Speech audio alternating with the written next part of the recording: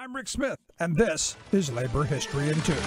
On this day in labor history, the year was 1977. That was the day that is remembered in Youngstown, Ohio as Black Monday. The Youngstown Sheet and Tube Company announced plans to close its doors, laying off more than 4,000. It's time for the Rick Smith Show. I want you to get up now. I want all of you to get up out of your chairs. I want you to get up right now and go to the window, open it, and stick your head out and yell, "I'm as mad as hell, and I'm not going to take this anymore!" I don't want to abolish government. I simply want to reduce it to the size where I could drag it into the bathroom and drown in the bathtub. You bet I cut the taxes at the top. How dare you? How dare you? Go ahead, make my day. The Rick Smith Show starts now.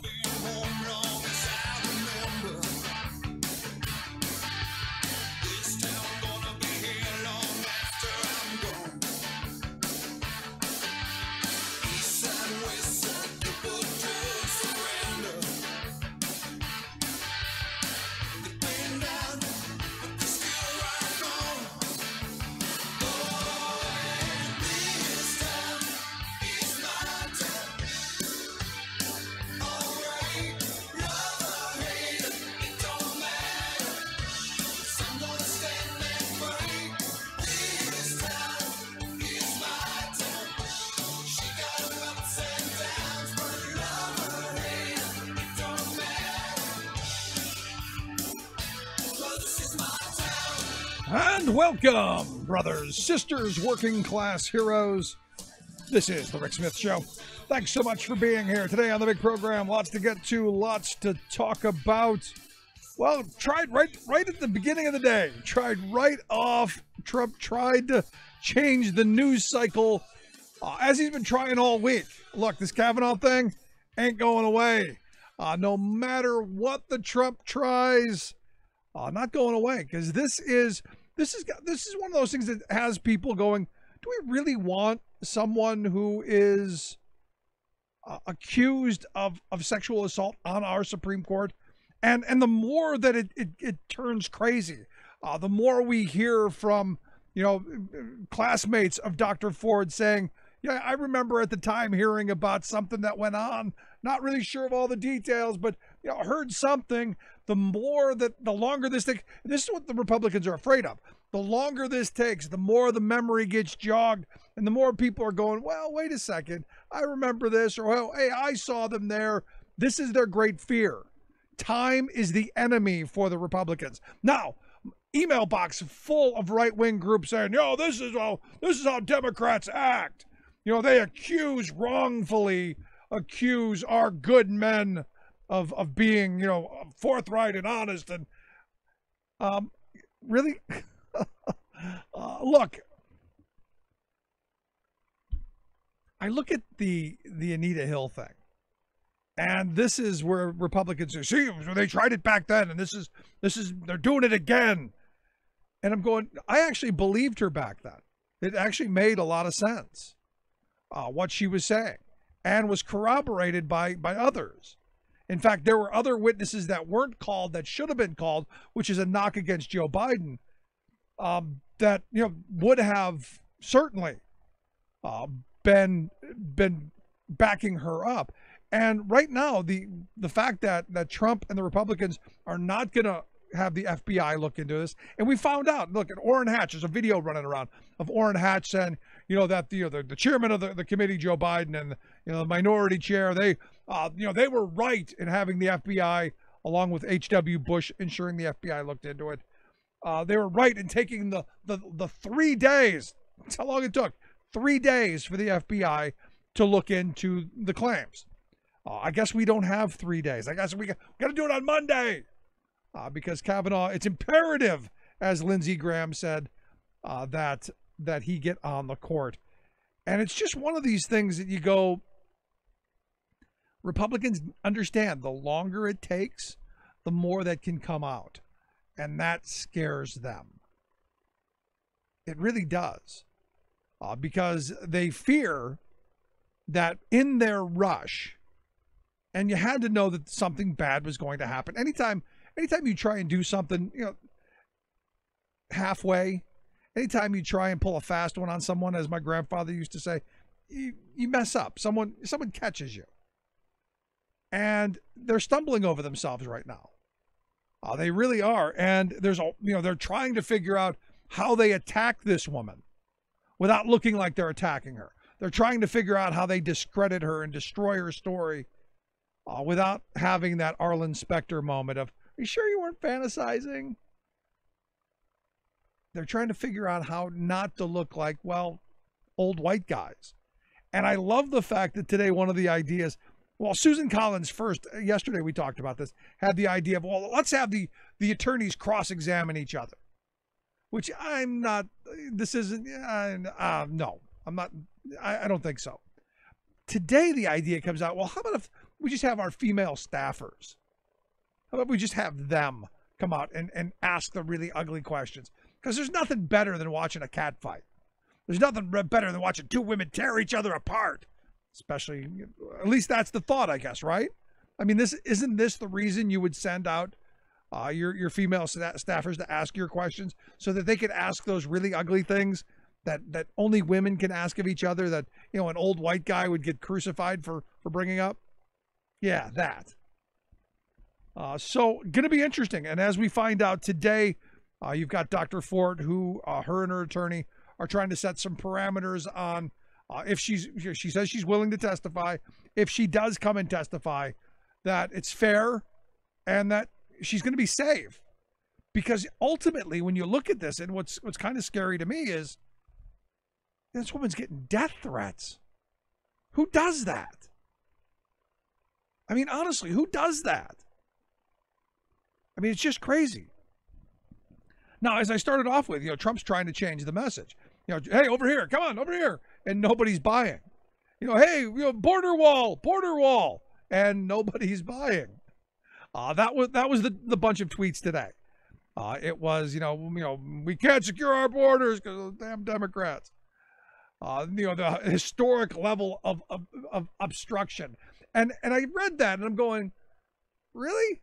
Did you miss the 8 years of the Obama term? Did you miss, the level of obstruction you got out of the GOP, which was just, awe-inspiring at some level? I mean, there should be, courses on how to, that should be the master's course on how to gridlock and delay and obstruct and all of that. It was amazing. Do you not remember all of the, we're not going to raise the debt ceiling and all of, to the edge of the abyss looking over into the ticking bomb? Do you not remember any of that stuff? The screwquester that I argue ultimately caused what happened in Benghazi? I mean, did we miss that stuff? But here's the thing. There's no distracting this. This is going to have to play itself out. And people want, I think people really want to know that their court is not going to be, the conservatives use this phrase, activist judge, when the courts were saying that people actually had rights to live their lives. It's those activist judges who are forcing gay marriage on us. And at the time I was going, did anyone force you to get married? And the line that I used to use is, if a guy were to come up and ask me to marry him, I would say, well, no, thanks. But hey, thanks for thinking nice of me. I appreciate it. No thanks, but, thanks, I guess. At least he didn't hit me over the head with a pipe or steal from my bank account or from my kid's education. But, it's that kind of, they forced gay marriage down our throats. And I was like, nobody's forcing you to get married to anybody that you don't want to. No one's forcing you to do anything. How is it that they're forcing this on you? It's like the cake person. How is that infringing on your soul? How is that harming your relationship with God? I literally have no idea. Are you that rigid, narrow-minded, and ideological that is somehow, that because other people are doing things, that's somehow wrong? Look, I think it's wrong for these crazy people to stand out on the street corner and scream with the Bible in their hand. Should we be outlawing them? I don't think so. Give them their moment. Let them stand there and blather.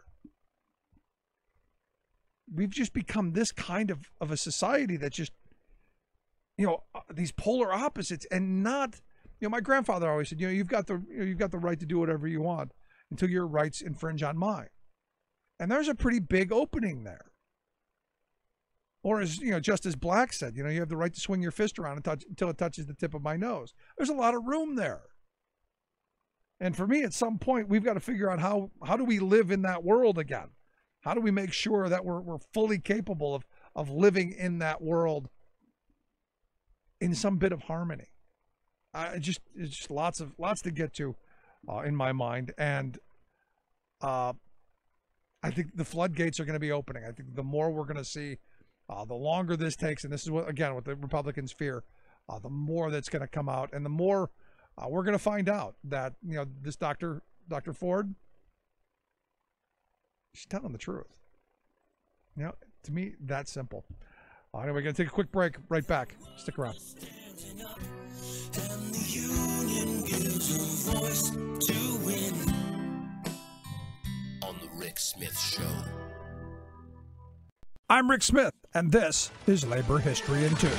On this day in labor history, the year was 1830. That was the day that the Reverend Richard Allen brought black leaders together at his Mother Bethel AME Church in Philadelphia, Pennsylvania. They met to discuss the rising white violence and discrimination toward black free residents in northern cities. 40 people answered Allen's call, representing 7 states. The delegates included many of the leading black ministers and abolitionists of the day. Those who attended risked personal harm as white mobs threatened the delegates. Due to the danger, the group met in secret starting on September 15th. Then, on this day, they began open sessions. For 5 days, the delegates considered multiple responses to the conditions black Northerners faced. They founded the American Society for Free Persons of Color for improving their conditions in the United States, for purchasing lands, and for establishment of a settlement in the province of Canada. The organization emphasized pushing for legal protections for black residents in the United States. They focused on education as a means of uplifting and improving the lives of black citizens.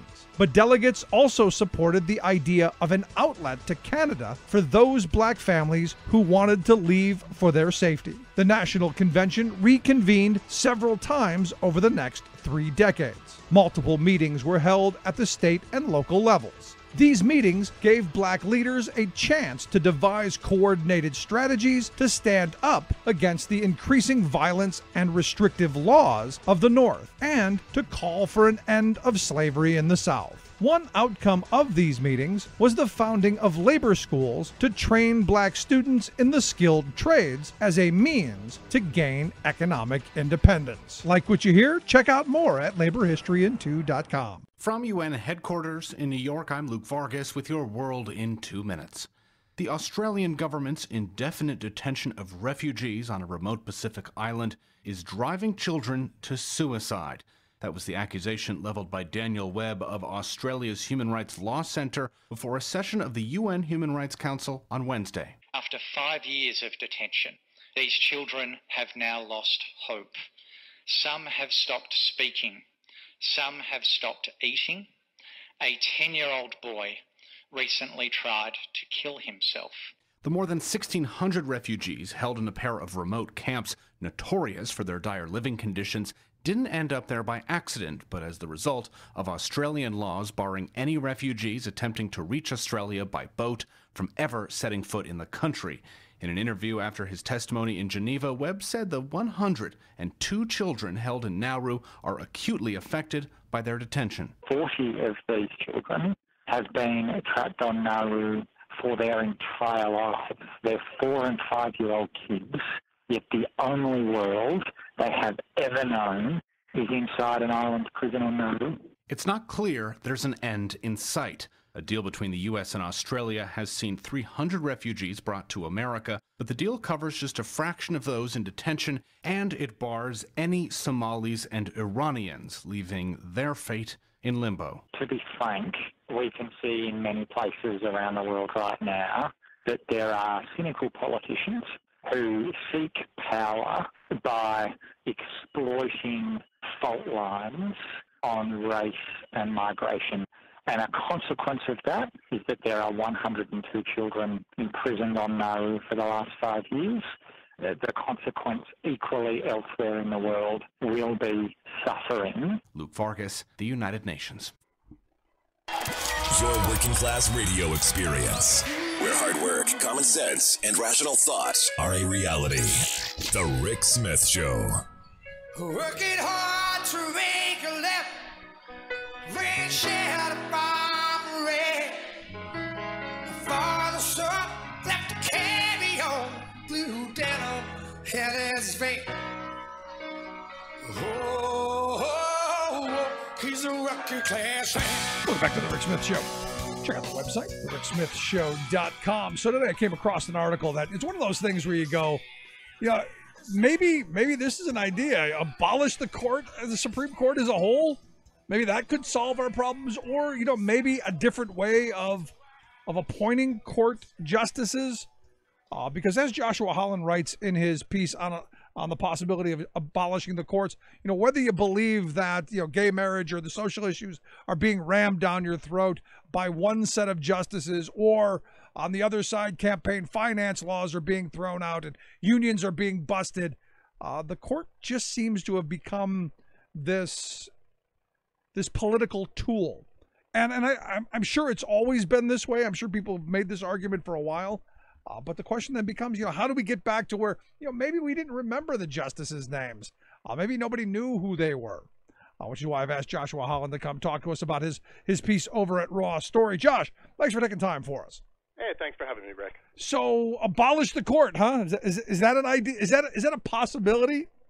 I think that it's more of a repeal and replace situation. I did put a kind of clickbaity headline on it, but my point here is that with the very blatant maneuvering by Republicans the last 3 years, first holding Antonin Scalia's seat open for over a year to keep Obama from appointing a justice, and now ramming Brett Kavanaugh's nomination through, I think that a lot of people have kind of opened their eyes to the fact that this court, as it's currently structured, is untenable. So you hear proposals from progressives like, we'll take back that seat by packing the court, by expanding the number of justices, for example. And I think that we need to step back, and as long as things are that had been settled are up in the air, take a deeper look at how we can kind of reimagine the court. The Constitution is rather vague on the specifics. It says that there will be one Supreme Court that oversees, that is the arbiter of disputes between the states and the federal government, constitutional conflicts that arise. It doesn't really offer a lot of specifics beyond that. We have this current process where, one party, the president, the party that holds the White House basically nominates somebody. 5 out of 9 with lifetime appointments can have a veto power over laws that are enacted by a Democratic legislature. And, they're completely unaccountable. They're insulated from both popular opinion and elite opinion, and they're partisan. They've become more and more partisan as we've become more polarized. So I said, look, let's take a step back and kind of rethink the whole process. Yeah, I mean, it's one of those things where, you hear the stories of past justices where you had, a minority party, giving input into who would be acceptable, because it comes back to, once they broke the filibuster rule, once they broke the 60 vote rule, that basically, in my view, you could put any crazy person on the court as long as you had a one vote majority. That's right. And there have been a dramatic increase in 5-4 decisions over the last 20, 30 years. The court is certainly not working. And I get back to this thing that court packing won't address, that term limits by themselves, which I think are important, but insufficient, won't address. And that is that this third branch of government that was supposed to be an ostensibly neutral arbiter is now just another partisan branch of government. You know, you have these two branches, the executive and the legislature, by nature, are always going to be partisan, and we should figure out ways to make the Supreme Court less so. Yeah, I mean, that whole balancing act that we're supposed to have. And, you know, I always think about, you know, I went to George W. Bush's presidential library, and the one thing that my kids remember about the library is that they had a triangle on a little ball. And it was the balancing of powers. One corner was the legislative, one was the executive, and one was the judiciary. And you were supposed to take this piece of wood and balance it on the little ball. And the problem is now that you have complete control by conservatives, there's no balancing. They have all the power and can ram through whatever agenda that they want. And I don't think that, you know, well, one, liberals aren't thrilled with that, but I don't think conservatives want that either, because eventually that pendulum will swing, and then you have these wide variances of law and policy and winners and losers. And I don't think that's good for the future of the country. I mean, you may want, hey, our team won today, but, you know, down the road, I think it's a horrible thing. You know, I said in the beginning of this piece that this is one of the very, very few things that people across the ideological spectrum should agree on, because, you know, long before the court took its rightward lurch, when it had, you know, the kind of what progressives think of as its golden era in the 50s and 60s, you know, they were the ones who were complaining about 5 unelected tyrants in robes. Activist judges. You know, we should all find the basic structure antithetical to a democratic republic. You know, again, it's the idea that 5 partisans, you know, you go through this whole rigmarole to elect a Congress, to elect a president, to do politics, and then a president who can serve only 8 years, the maximum, gets to shape the judiciary for, you know, if Kavanaugh, generations, for 40 years, you know, 30 or 40 years. It's something we should all find, you know, contrary to the basic tenets of representative democracy. And so what I said in this piece is, and I intended this piece to be kind of be a conversation starter. I don't have it all thought out, but what I was thinking is, instead of saying let's have like 11 justices, let's pack the courts, which, by the way, there's nothing stopping them from then coming back and repacking the courts again, right? Sure. When they regain power, is let's make it that we have a body, a congressional body, bipartisan, that selects a large group of potential justices for the president to select from, and these justices are chosen for their legal acumen, for the quality of their jurisprudence, for the quality of their legal scholarship, if they're scholars, and then let's have the president appoint 30 members, let's say, to the Supreme Court, and let's randomly choose 9 or 11 or whatever number to hear each case. So you don't have a predictable, you know, court where you say, oh, there's 5 conservatives and 4, you know, progressives, or 4 moderates. So you're kind of having an idea of a pool of kind of like a lottery pool of justices who will hear each case. That's right. Kind of like a jury pool almost of, you know, we'll pull these couple and that'll be out. I also like the idea of having an even number as opposed to an odd number, to where if anything changes or anything, it's decided someone has to move to the other side, or someone has to. So you have to actually have some compromise in there. Yes, I like that. The other way to do that is to make a supermajority if they're going to overturn laws. So, you know, you say, okay, well, you know, you can't overturn a law 5-9. You need 6-3. This would allow the court to have its basic function of protecting rights from infringement by the legislature, but it would say, okay, you're going to have to convince somebody from the other side to go along with you. Either way that you achieve that, I think that that's important. I think that another idea that I thought, and I think that these people should have 8-year terms, staggered 8-year terms, so that it's predictable that each president will nominate 5 or whatever it is. And I think that they should make the decisions anonymous for a period of years. Obviously, historians and legal scholars need to have access to who wrote what, but in the moment, I think that they should be able to make decisions that don't comport with their party or their ideological preferences in a way that won't lead to blowback against them. Yeah, but how would that work? How would that work? I mean, because I'm someone who's big on transparency, but you're generally going to the court with some hot button issues. We'll take the Masterpiece Cake place, for instance. How would you keep that quiet? How would you not know what the decision was immediately? Or are you talking about who decided it? No, I would. You have to publish the decisions in full.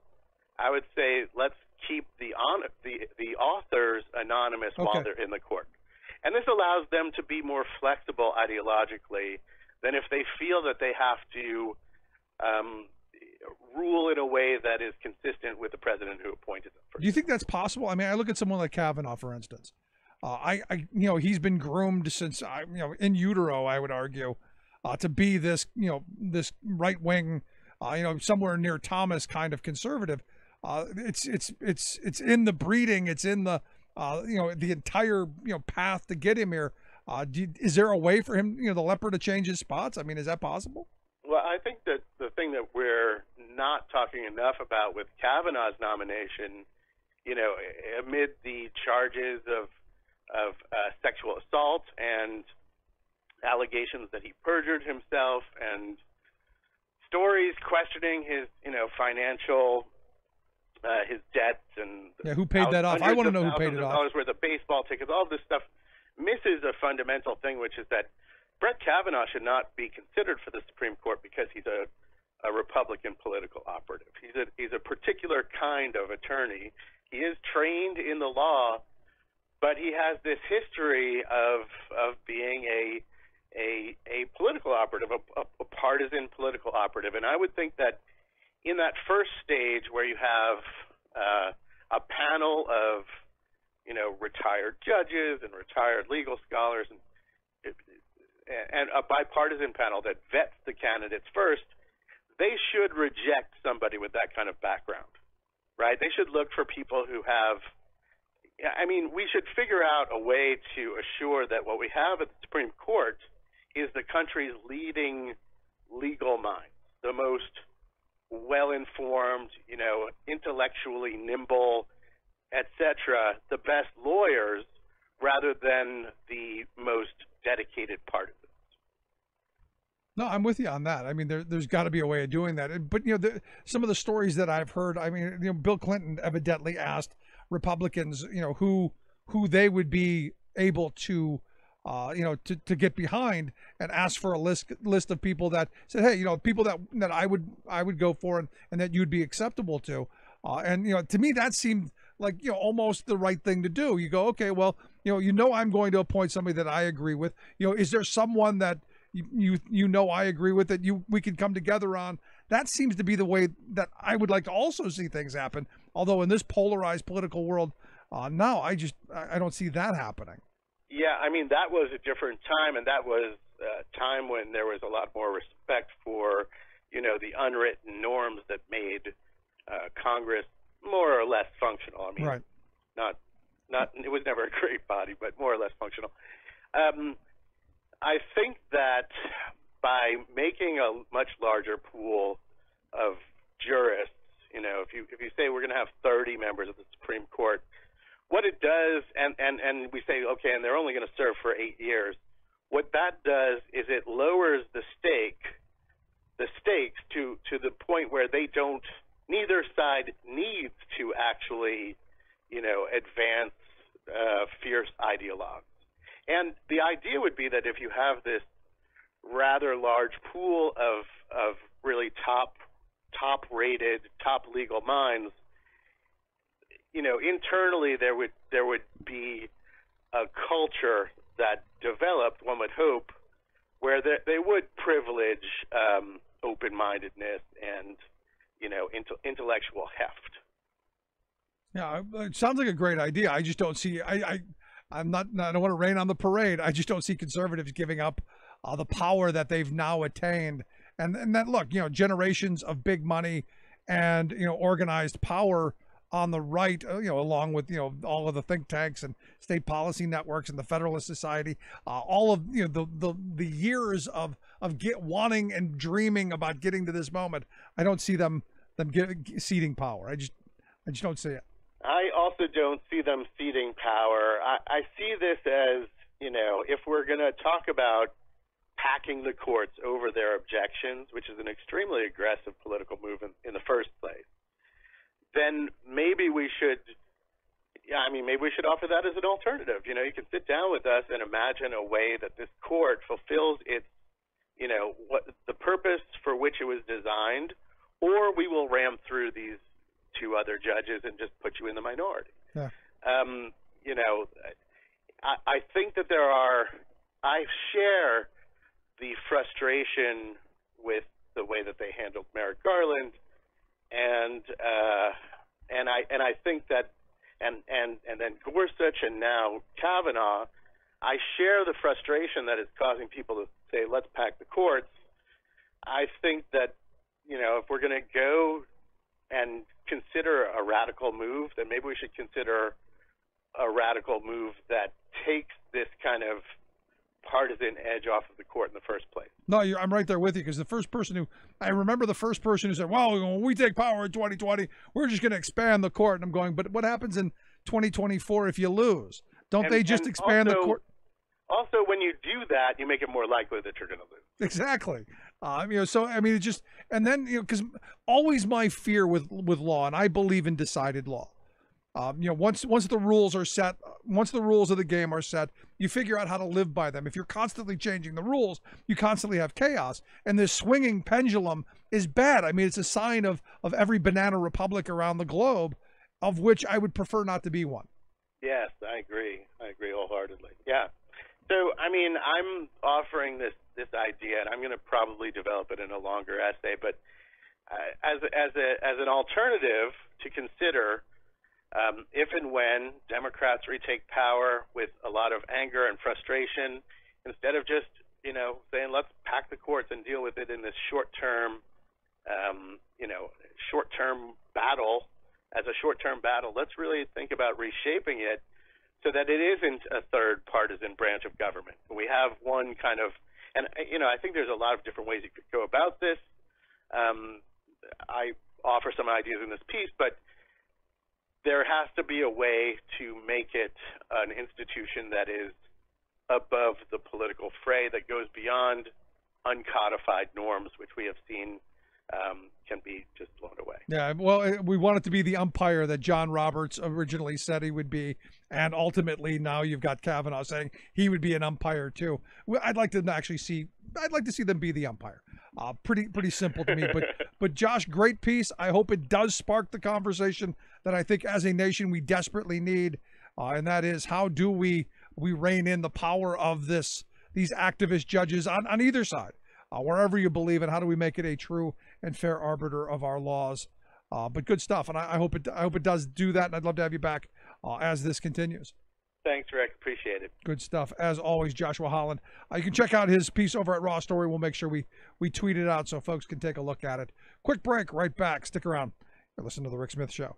We're working people. Come to talk.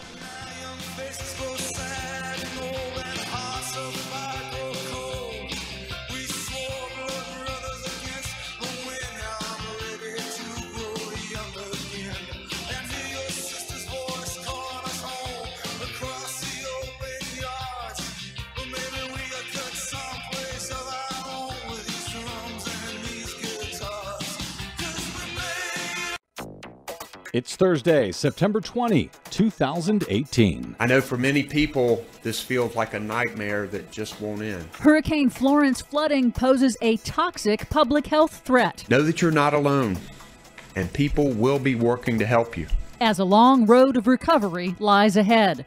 Plus, Trump Interior Department rolls back more methane regulations. All of those stories and more straight ahead. From BradBlog.com, I'm Brad Friedman. And I'm Desi Doyen. Stand by for 6 minutes of independent green news, politics, analysis, and snarky comments. This is a tough hurricane. One of the wettest we've ever seen from the standpoint of water.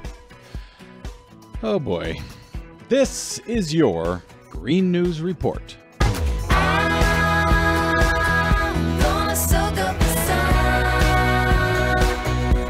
Okay, Desi Doyen, I know many folks in the media have moved on. I'm happy to say you have not moved on from Hurricane Florence. No, we continue to track the impacts of that devastating storm. We now know that at least 37 people have died in Hurricane Florence, 27 of them in North Carolina, 8 in South Carolina, and 2 in Virginia. On Wednesday, President Trump toured hard-hit locations in North and South Carolina and promised that federal aid from Congress would be forthcoming. Unfortunately, the money will be a lot, but it's going to come as fast as you need it. It's going to take care of everybody.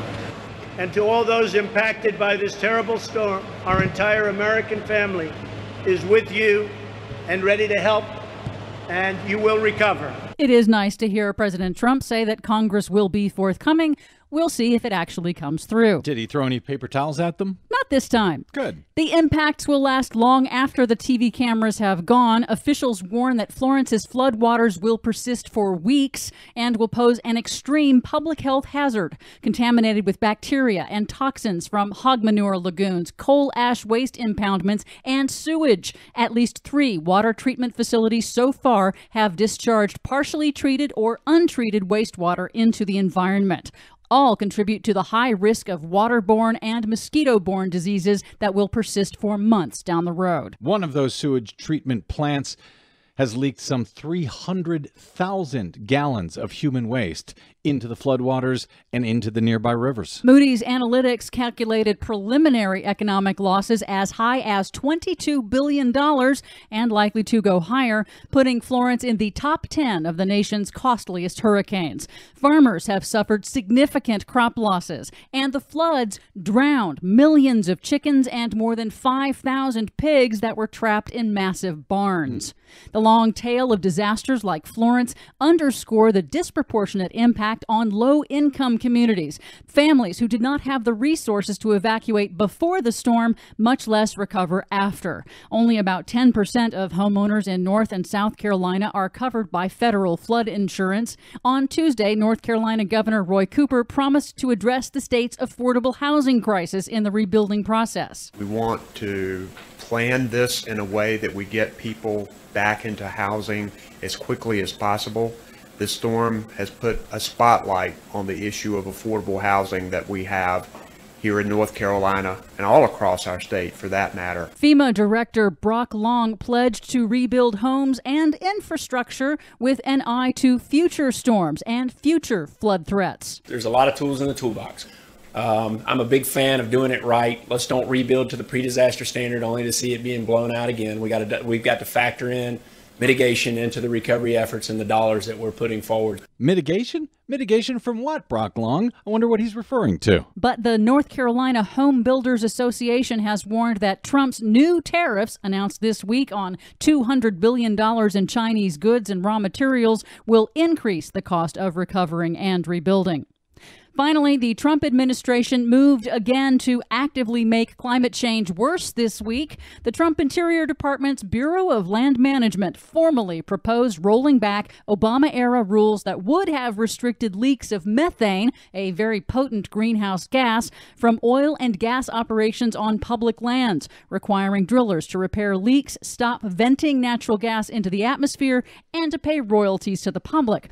The move follows a similar rollback by the Trump EPA a few weeks ago. The EPA admitted then the rollback will increase hazardous air pollution. And the Interior Department admits the rollback means the public will lose nearly $800 million in royalties over the next 10 years. So it's worse for the public health. Yep.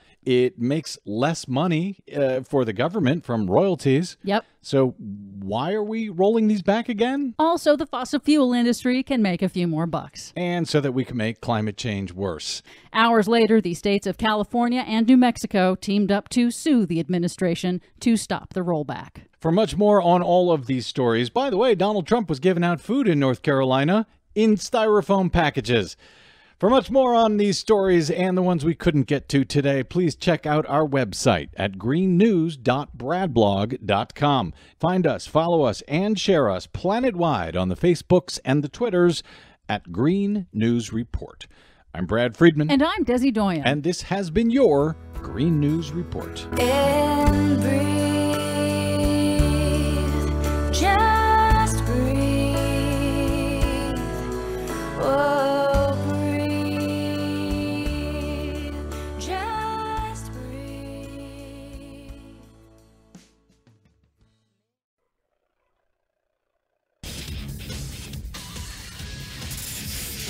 Proud defender of the American dream, Rick Smith.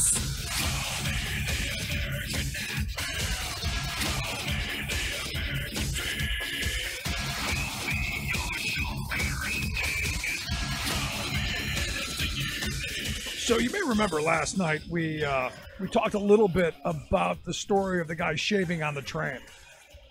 And I got a lot of response from people, saying, I can't believe people would be so mean and cruel and all down the list. And look, I can't believe you're like that either. In fact, you look at this man's situation, could be any one of us at any time, could be a loved one of ours. And you think about, just how cruel people are. Instead of, taking a video and mocking him, maybe trying to find out a little bit about him and how he got where he's at. Which is why last night we pushed the idea of, hey, if you got $5, $10, $15, throw it this way, because there was a GoFundMe account set up to try and help this guy. Which is why I've asked Jordan Ewell to come talk with us. He's the guy who set up this GoFundMe account. The last I checked, it's been a while. It was like $28,000 that they had raised for this gentleman to help him get off the streets. That's why I've asked Jordan to come talk with us. Jordan, thanks for taking time. Rick, always happy to be with you. So first off, good on you for taking it upon yourself to set up this account and to get involved and to try and make someone's life better. I mean, good on you.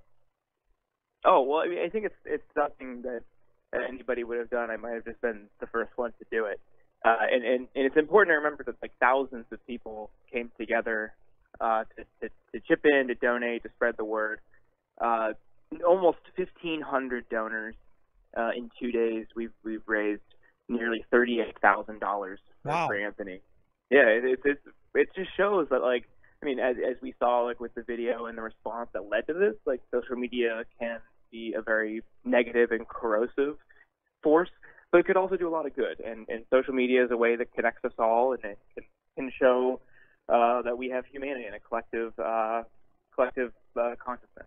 Yeah, I think that's important to point out. I mean, we bash social media when it's ugly and negative, which, in looking at this, the comments that I was reading around the video, just toxic. And, and again, without thinking about, who this person was and, this person's feelings and maybe how they got where they are.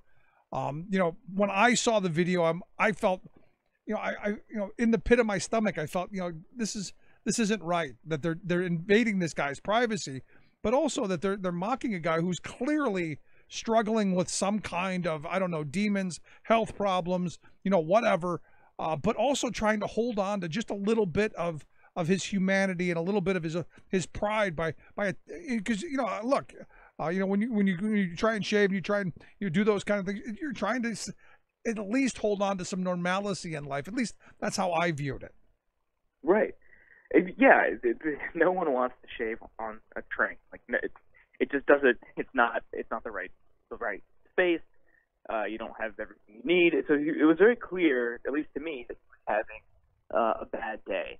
As we later learned, he was homeless. Through talking with his family, I learned that he got into an altercation with someone on the street earlier that morning. A physical altercation. The guy robbed him, hit him, and ruptured his eardrum. So he was having a pretty miserable day. And then somebody filmed him for doing that. on the train and put it online and mocked him, like the millions of people seeing it and nasty comments being left. But then the guy who took the video tried to sell the video and the license to the video and was literally trying to profit off of making fun of a homeless guy. That really rubbed me the wrong way, just as I'm sure it would upset you and your listeners. That's the part I didn't know. I didn't know that they tried to. There's a beating that should come that guy's way. Well, I mean, I think we should just treat him with love, like we want to treat Anthony, the guy on the train, with love. You know, it's just. You're a better man than I am, Jordan. I hope he learns from this. I think he is ashamed of what he did, and I hope he understands. But I hope other people start to see that this is not okay. Just like stop doing this. We don't need to be shaming strangers. Yeah, it's one of these things that, for a number of years we had done this event, Hungry and Homeless for the holidays, where we as a program we lived in a parking lot for 9-10 days, and some of the worst days that I can remember. To raise, to collect food for the food bank and money for the homeless shelter, and also to interact with the homeless in our community.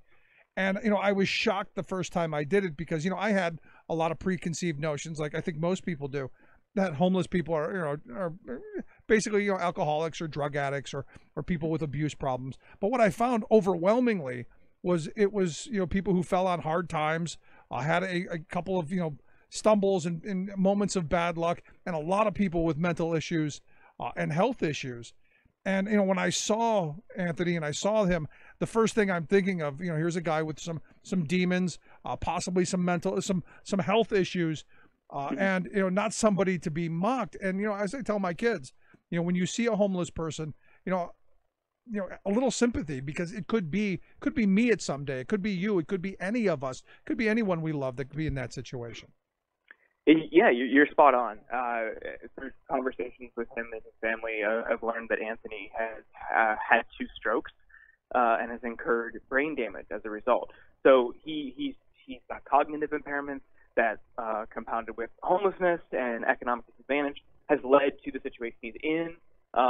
Possibly led to the behavior that he exhibited on the train.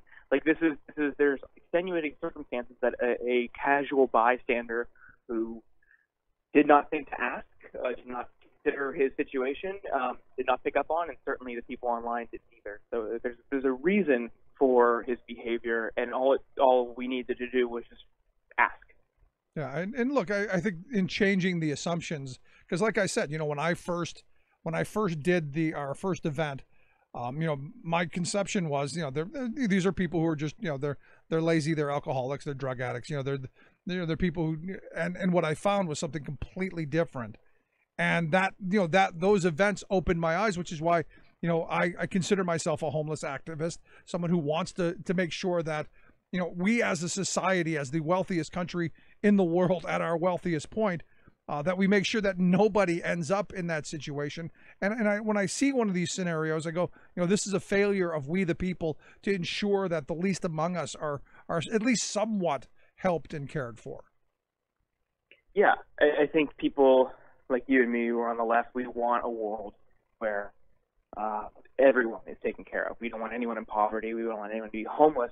I'm a member of Democratic Socialists, and that's like core to our organizational message. That's the worldview we want. That's the society we want to live in. We don't want to have anyone who has to shave on the train.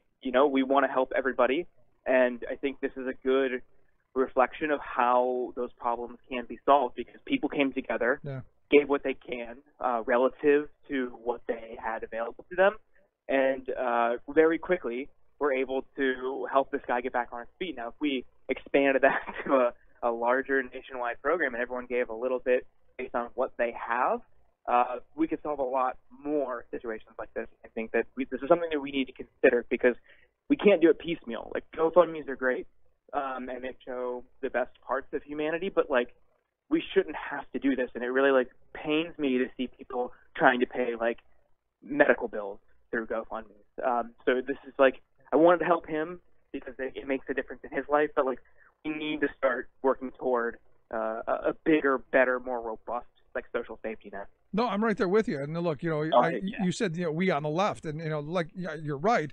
I think those of us on the left want what you pointed out, but this shouldn't be a left-right issue. I mean, I know my friends on the right tell me that we're a Christian nation and they love to wear their religiosity on their sleeves. This seems like this should be a bipartisan thing or a nonpartisan thing, to where we say, at least in this country, the wealthiest country in the world, we should make sure that the least among us are at least at a minimum, cared for, especially those who have struggles. Yeah, and I think that the right view that you need to work for it, or there needs to be some sort of means test, or in some instances and use a way for companies to profit off of it. It just doesn't consider the unique and intersectional struggles that everybody has. Right. And there are some people that genuinely cannot do work, cannot function on a routine based on things that might have happened to them that they had no control over.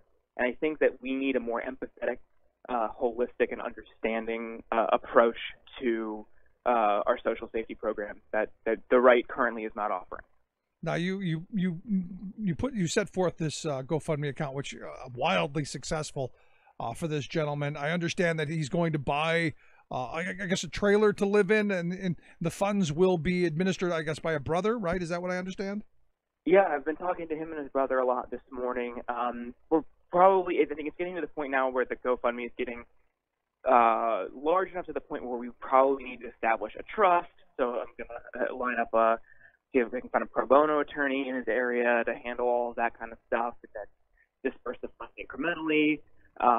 And then, he wants to buy a trailer, which I think is a great idea because, first of all, this just shows he's not going to try to live a lavish life. And I think what people think about homeless is that they just are lazy or greedy or unappreciative or any negative stereotype. But this guy just wants a roof over his head. He's not asking for too much. And because our capitalist society has so many systemic barriers to economic advancement, it would be a pipe dream for him, just like so many other people, to go from homeless to homeowner. So it's really cool that with this he can now get a stable, permanent residence that he doesn't have to worry about a monthly mortgage payment or rent payment. He can buy it outright. He's got a trailer, he's got a roof, and he'll be set up. No, I mean that's fantastic, and again, the sad reality is this is one person on that train, and I'm sure on that train there were other people struggling with the same kind of scenarios, the same kind of things, and my mind always goes to, while it's great we've helped one person, there are still all those folks out there that could be our brothers, our sisters, our parents, our loved ones who aren't being helped, which is why again I come back to as a nation. Through our government and collectively, there should be a push to end this stuff, and yet I'm just not seeing it politically.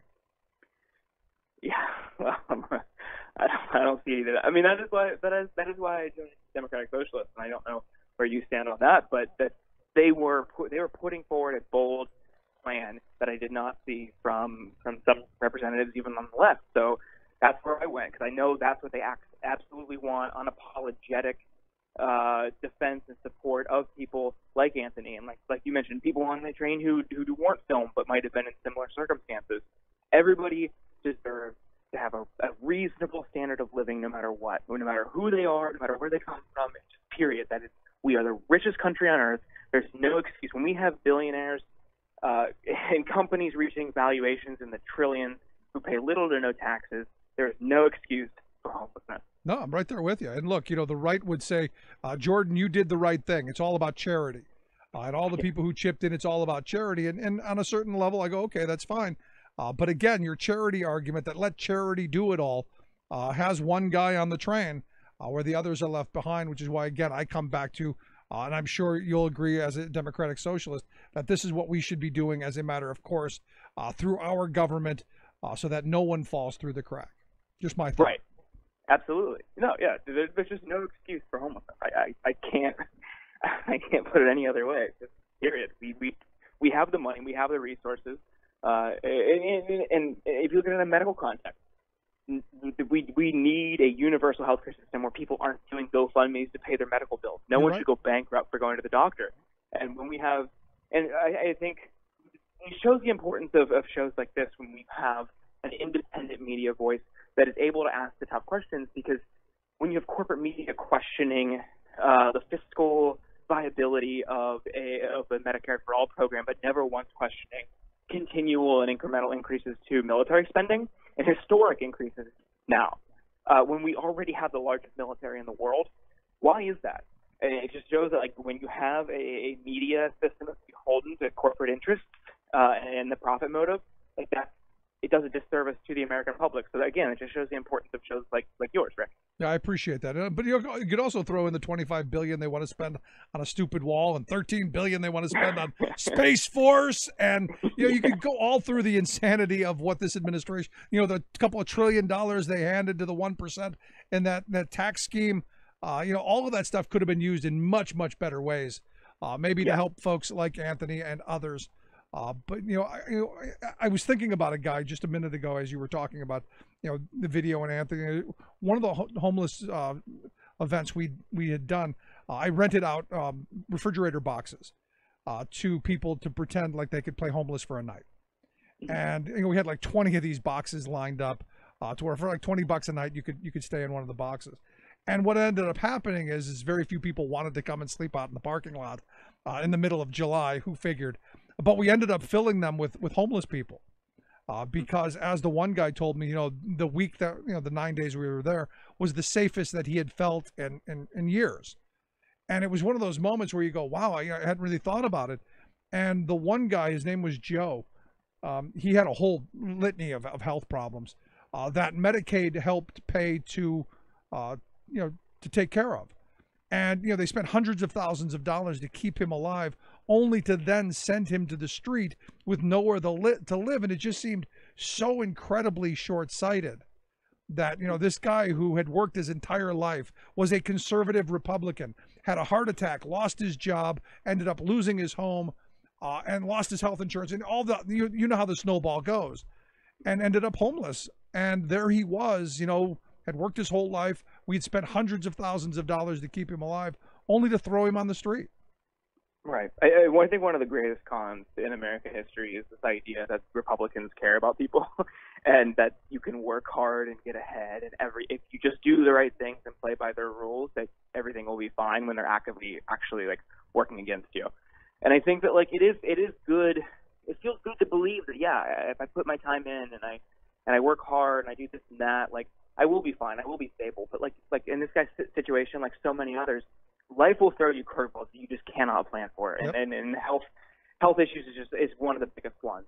And that system looks great on paper, but in practice it isn't feasible because of these circumstances. When you have someone who, like in Anthony's case, has 2 strokes and incurs brain damage, or that guy has health issues and he's on the street, it's just a fine line between stability and instability in America. And because we don't have a robust universal guarantee safety net, it leaves people destitute who did nothing wrong, through no fault of their own. They're struggling. Yeah. And it's just it works. It looks good on paper, but it isn't practical, and it does not work in reality. Like I said, at any moment it could be any one of us or a loved one, and I don't think any of us want that to happen, and don't want to have to depend on charity. But Jordan, good on you and the work that you've done. I give you nothing but the best of credit, and this is one of those great stories. Well, yeah, thanks, Rick. I appreciate your support throughout, and again, really 1,500 people who came together to donate. Thousands more shared it. It was a collective effort. All I did was get started. So this is a universal effort, and just shows the humanity in each and every one of us. Yeah, again, good for you, and thanks so much for everything that you do. Good stuff, man. Thanks, Rick. As always, Jordan Ewell, I appreciate it. But look, I go back to it, and I remember Joe, and that. The participation that he had during our event, and my kids got to know him, and ultimately, the long story very short, he ended up finding a place. We ended up helping him get a place short term at the end of our event. I actually paid for a hotel for him for a week after, and then he was able to transition into veteran housing. He passed away just before Christmas that year, but still, at the end of his life, he did finally find a place to lay his head. And it's one of those stories that just, I'll tell you, it's something that I won't forget. It just is what it is. I'm going to take a quick break. Right back after this. Stick around. You listen to The Rick Smith Show. We're working people. Come to talk. And the kids locked in the Capitol are fighting till the end.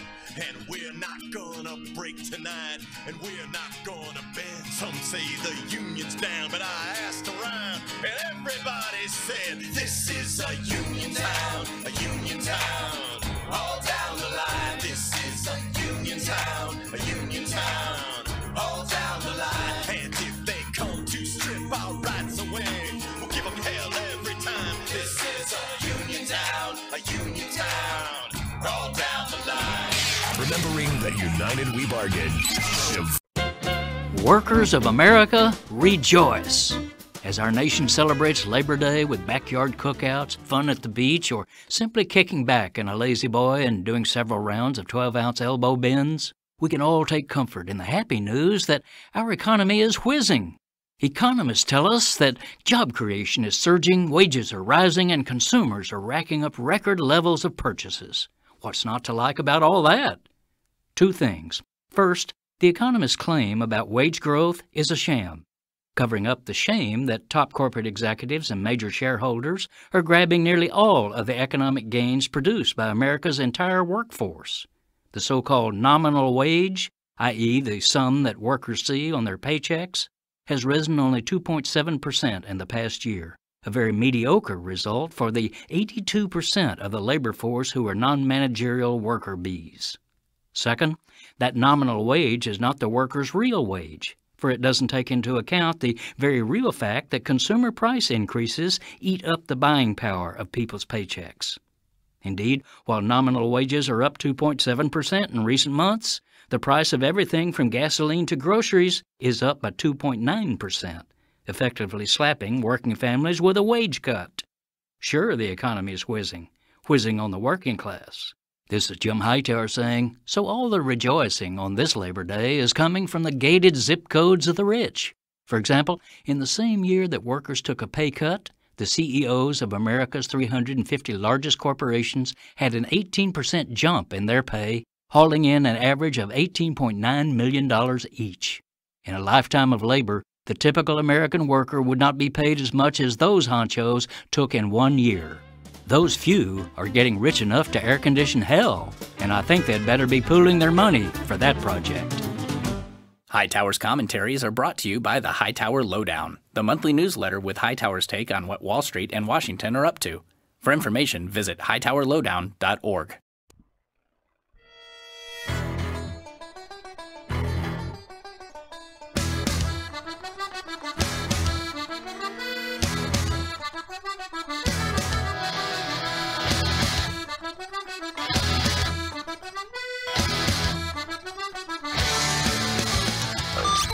Proud defender of the working class majority, Rick Smith. So you don't need to be a rocket scientist to figure out things are not going well for the working class in this country. Yet all we hear coming out of the administration is how wonderful and how great the economy is, how Wall Street's fat and happy, and how never better. It's never been better. And for some, absolutely positively the truth. It has never been better for some, but for people who work, for people who toil, for people who struggle. I got to tell you, that $4,000 Trump prize we were promised never really materialized. In fact, I don't think I saw anything really coming out of the Republican tax scheme. But here to share some thoughts on why the middle class is in trouble and why ultimately the working class is in trouble as well. I've asked our good friend David Madland from the Center for American Progress to come talk and share some thoughts on, well, why and how we turn things around. David, thanks for taking time for us. Rick, thank you very much for having me. So, I mean, look, I think most people who get up every day, they work hard, they play by the rules, and at best they're stagnated over the last decade or two, if not declining standard of living. They know something seriously wrong. Yet all the messaging we hear, man, is how great it is.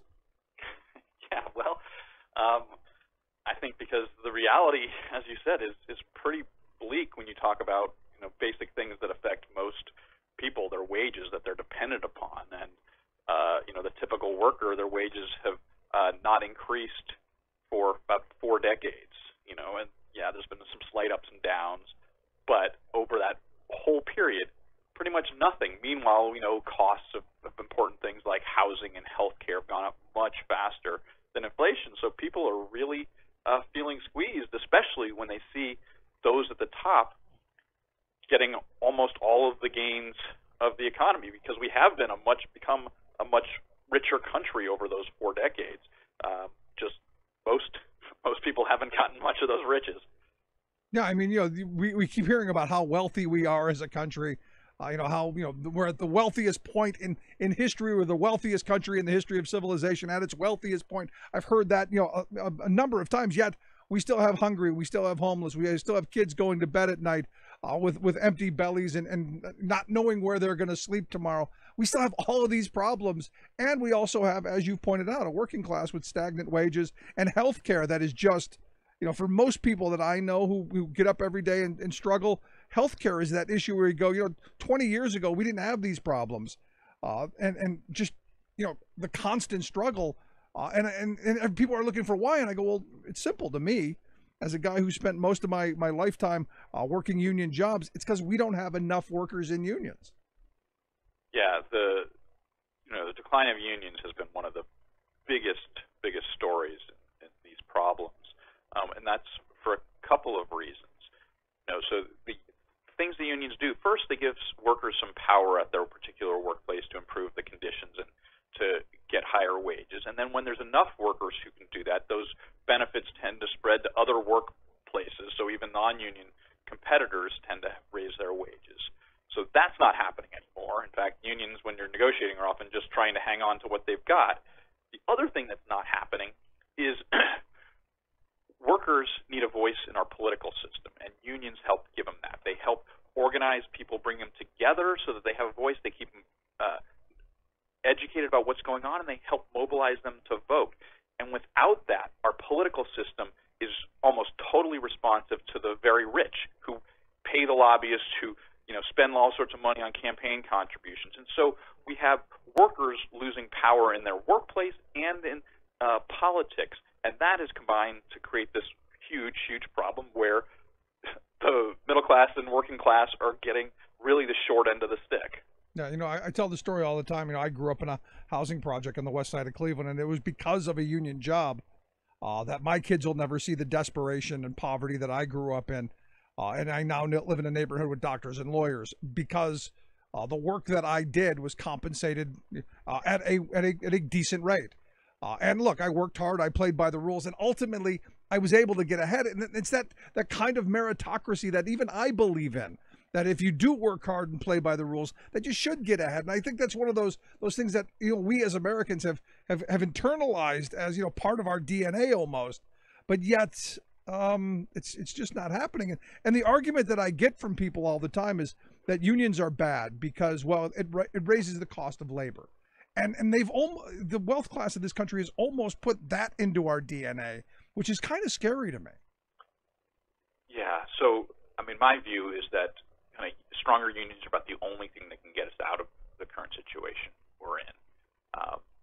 And that's, as you know, I talked about the power in both the workplace and in politics. And so, you know, we were talking earlier before the radio show about Janus, for example, one of the efforts that the powers that be have been trying to use to kill unions, which is this case that said that public sector workers can get the benefits of union without having to pay the cost, which is just one more way to sort of weaken the ability of unions to do all these good things we've talked about. And so that, you know, over the past several decades, unions used to represent about 30% of all workers, and now down to 11% of all workers. At the same time that that's happened, sort of the share of the pie that the working and the middle class got has declined significantly. So the middle 60% of all of the nation's income, the middle 60% of all workers in the economy used to get, in the late 60s and early 70s, used to get about 53% of all the pie. So 60% were getting a little less, but they were getting a decent chunk of it. Now, as unions have declined sharply, they're getting little over 45%, which is just about the record low that they've ever ever got. Meanwhile, of course, we know that all those gains have gone to the top, and the top are now getting the highest share of the nation's income, basically, that they've ever received. And so, yes, this is a bleak picture that we're looking at, but we also, the signs of optimism I take is that the public is increasingly recognizing the value of unions and is more supportive of unions now than they pretty much ever have been. And they think unions provide value in the economy. They think they would join a union if they could. And so we have this push, and you even have elected officials being more and more willing and open to actually talk about the value of unions. Yeah. So we're still a long, long way from where we need to go, but I think you see some of the makings of a comeback. Yeah, not to crush your optimism, but I look at the ossification of our labor laws and how badly the pendulum has swung in favor of the employer class, and crushing the ability of workers to join unions. And I'll tell you, I look at President Obama as one of those people who, while he was a candidate, he never had a problem talking about how wonderful unions were, and it was effusive with praise, and yet they did, well, virtually nothing to make it easier for people to join and form unions. I know they sped up a little bit of the election time, but still, when you can browbeat someone in a captive audience meeting and get away with it, I don't know why hurrying up is going to help that much anyway. Well, yes, the law is rigged against workers who want to join a union. We have, Yep. In the United States, about the worst labor laws of the entire advanced world. We have the weakest, lowest union density of any countries. And in fact, our union density in the private sector right now is lower than it was before the National Labor Relations Act was created in the 1930s. That was the law that was supposed to sort of enable workers to be able to join unions. And that law has been so weakened that unions are, workers are able to join unions or to know much more than before that law was created. So yes, the law is hugely tilted against workers. And yes, for decades, politicians have given this sort of very weak lip service to the cause of unions. But I do sense something different now. And that's, part of my job is to talk to elected officials about these kinds of issues. There seems to be a greater fear of what our country is becoming, and that means also a greater willingness to talk about real solutions.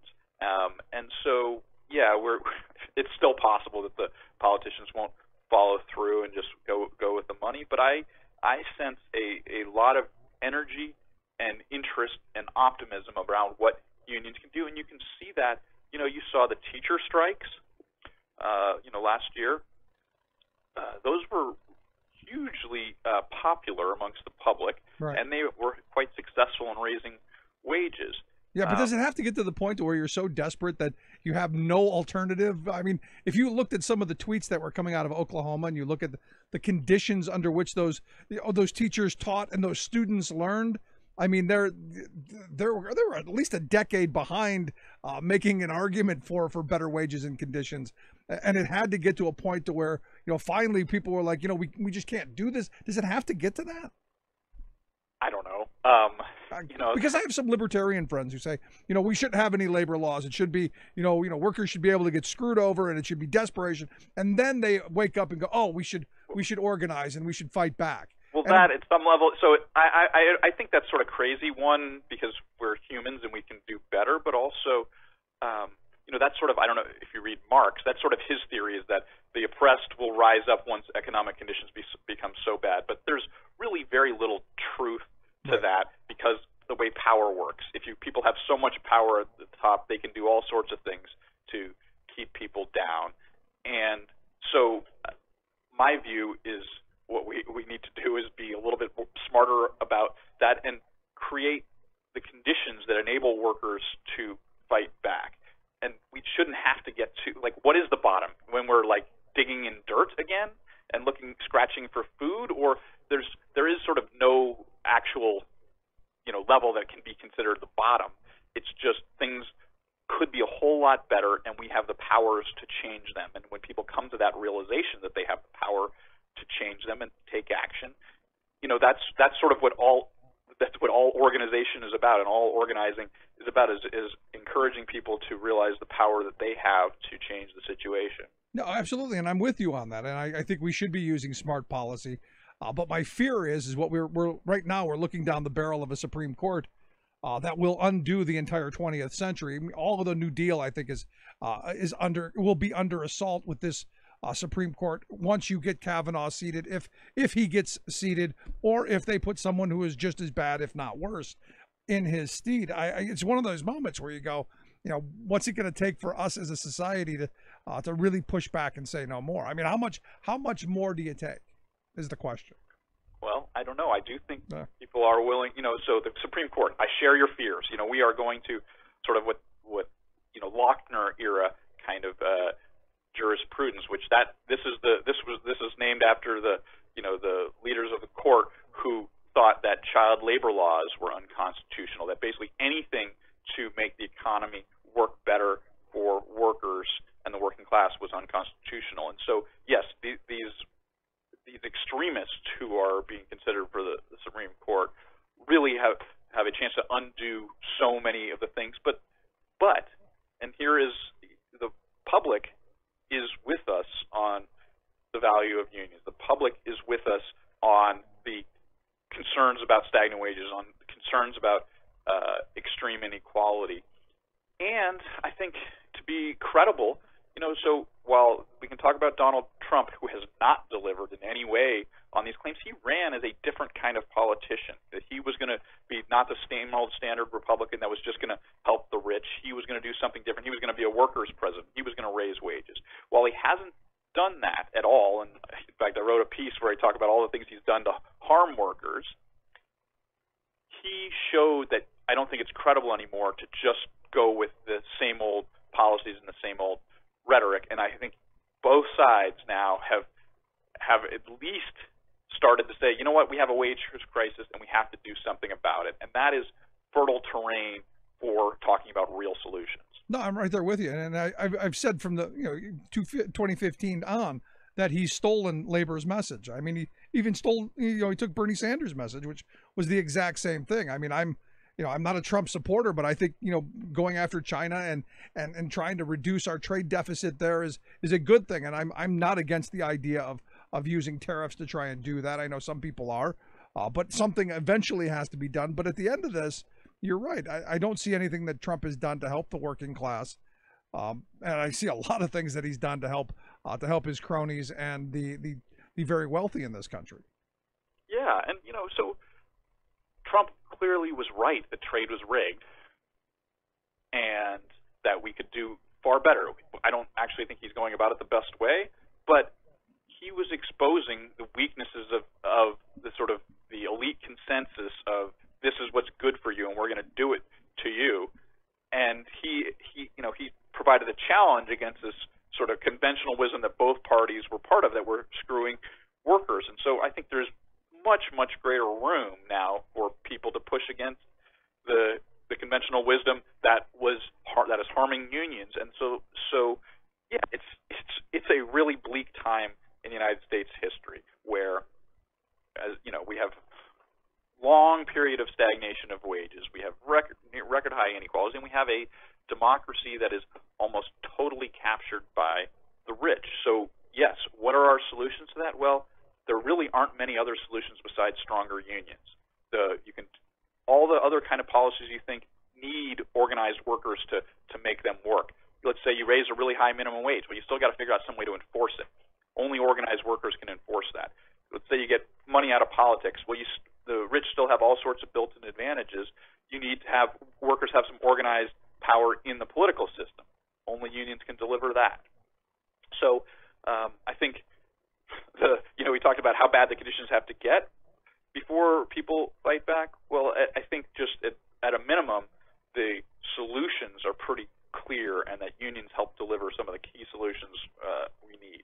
Yeah, I'm with you, and I think it's pretty clear that we're at a point right now of I talk to people all the time who are they're almost at desperation levels. I mean, you talked about the Lochner era there for a second, and we're almost back to, Joseph Lochter and the bakery making people work 60 hours a week for poverty wages, and that whole era of if you're hungry enough and desperate enough to work in deplorable conditions for poverty wages, it was your choice, it was your freedom, it was your liberty to do such a thing. And look, they're making the same bad arguments today that they did back in 1905. And at the end of it, the hope is that we wake up and wise up and fight back. But David, I appreciate the time, the thoughts.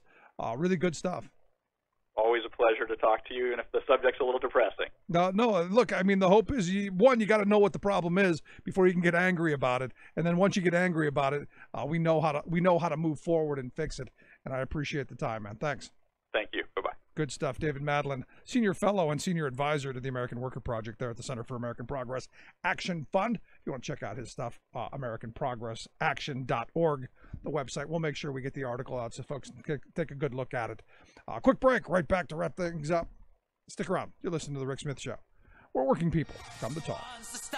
We're the first ones to die, the first ones in line for that pie in the sky, and we're always the last when the crime is shed out for the worker is working when the fat cats above. We're the first ones to stop, we're the first ones to die.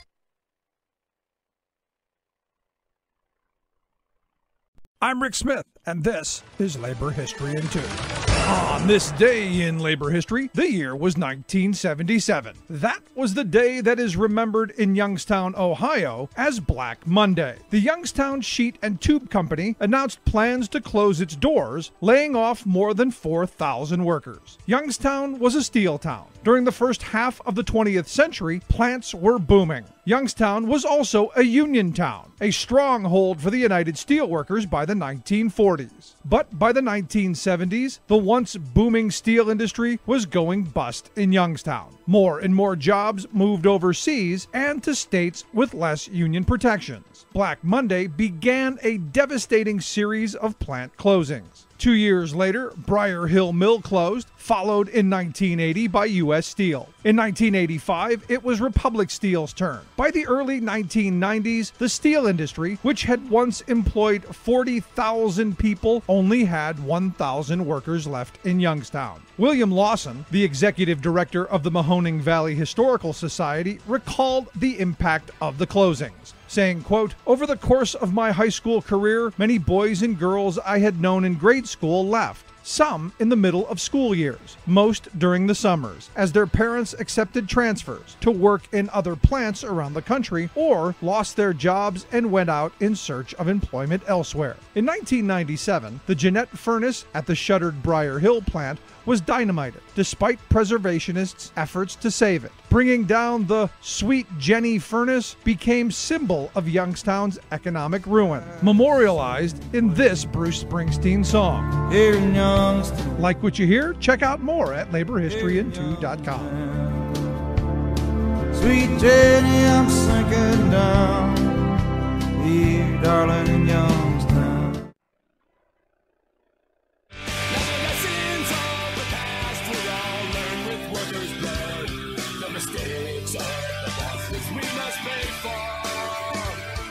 Cities to the farmlands in trenches full of mud. 'Cause war has always been the boss's way, sir. Come on! The unit forever defending rights. Let's fight right, we are workers unite. With our brothers and our sisters from many far-off lands.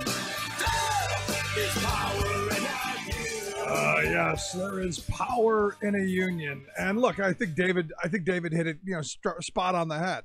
Look, as we've seen union density decline, as we've seen the constant attacks on workers' rights to organize, to collectively join together, form unions, fight for better wages, hours, conditions, all of that, we've seen a decline in not just the middle class, but in the wealth of the working class.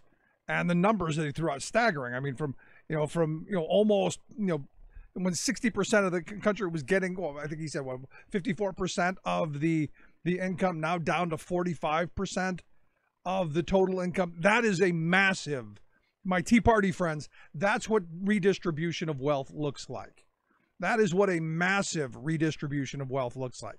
That huge portion from 54 down to 45%, that, you know where that percentage went. It didn't go down to the bottom of the economic scale. It all went to the very top. And to use the QAnon idiots code language, the tippy top, right all the way up there, the tippy top. So there's some code for you right there. When all of the wealth goes to the tippy top, that's where it's supposed to be in their world. And look, David brought up the Lochner era, which, for those who know, you go back to the 1905 New York Bake Shop Act, where the state of New York said, hey, we don't want bakers in this state working 100 hours a week. It's not healthy for them. It's not healthy for customers. We want them to be able to, to shower and, to have some downtime and when they get sick, take time off so they're not coughing all over stuff that people are consuming. And, Joseph Lochner said, you know what? Don't care. My bakers are going to work 100 hours if I want them to, and you're not going to tell me. And they eventually took it all the way to the Supreme Court, and the court at the time threw the New York Bake Shop Act out under the idea of liberty of contract, which was the key phrase at the time. We're now hearing the same kind of rhetoric, only it's now freedom. It's no longer about liberty, it's freedom. Freedom to contract, freedom to do what you want. You have the freedom to make your own deal. And I've said for years, you have the right to make your own bad deal, as long as it doesn't affect me. And right now what's happening is we're so divided as a country, not just politically, but also in the workforce, that, I'm going to get mine. And generally getting mine means you're going to end up getting screwed. But never mind, which ultimately brings down conditions for everybody. And we know this. I mean, you can see this play out time and time again. And they understood this back then. They understood that, hey, there are varying levels of desperation. So if we can get those people who are way down at the bottom to work for, $1 an hour, like Ron Paul thinks the minimum wage should have been. In fact, they believe there should be no limits, no minimum wage, no maximum hour laws, no safe workplace laws, none of that stuff. This is the extreme conservative ideology. This is the ideology that the court in this country, the Supreme Court, is moving towards. And their hatred of organized people. Love organized money, love that. Corporations are good. But organized people, not so much, because those organized people tend to want things. They tend to want things like, the 8-hour day. They tend to want things like maximum hour laws. They tend to want things like health care and retirement security and safe workplaces and education for their children and safe neighborhoods. And you can go down the list of all the things that organized people tend to want. And, I've always said that, we the people have, we've outprocreated the 1%. They have all the money, and we've given it to them, but there's still more of us. And if we could get our heads right, if eventually we could pull our heads out of our behinds and stop with this nonsensical, infighting over social issues, gay marriage or abortion or any of that, and focus on economics. And look, I think I'm on the right side of those social issues. But ultimately, those should be individual liberty items. It's your right to do whatever it is in the confines of your four walls that you do, with consenting adults, of course, but you have the right to do with your life what you want. And as long as it doesn't infringe on my ability to live, breathe, exist, then we're fine. And I live my life that way. You do whatever you're going to, as my daughter says, you do you. And I like that. It's an interesting little turn of phrase now that this you do you. Live your truth. But, your rights shouldn't infringe on mine, as mine shouldn't infringe on yours.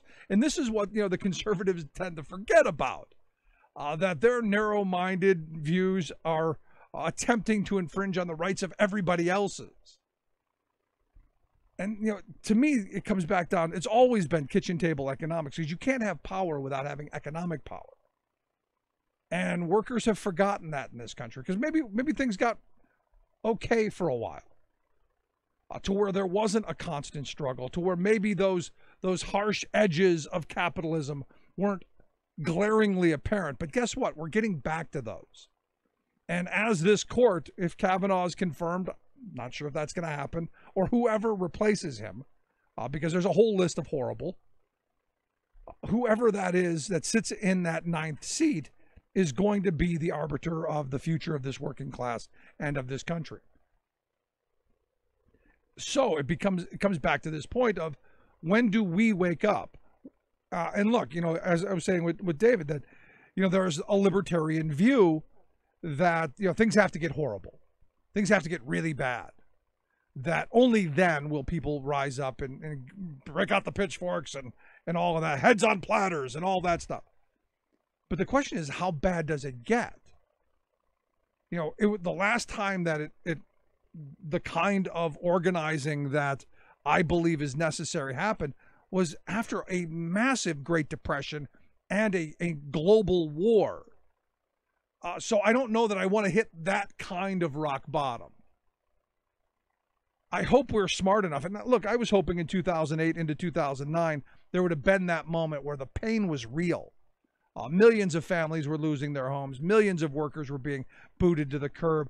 You had the pain, you had the desperation, and yet we didn't see really the organizing. And maybe conservatives are right. Maybe it's because we had unemployment. Maybe it's because we had food stamps. Maybe it's because we had a safety net that kept those folks from hitting absolute rock bottom. But if you listen to the conservatives at the time, they wanted rock bottom.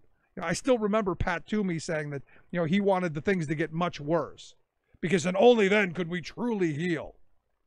Only then could we truly rise out of the flames, like a phoenix returning to glory. And their glory is clearly the 1880s, where the robber barons ruled the roost and everybody else knew their place. That's the future of conservatism. That's what they want. And that's where they're moving us.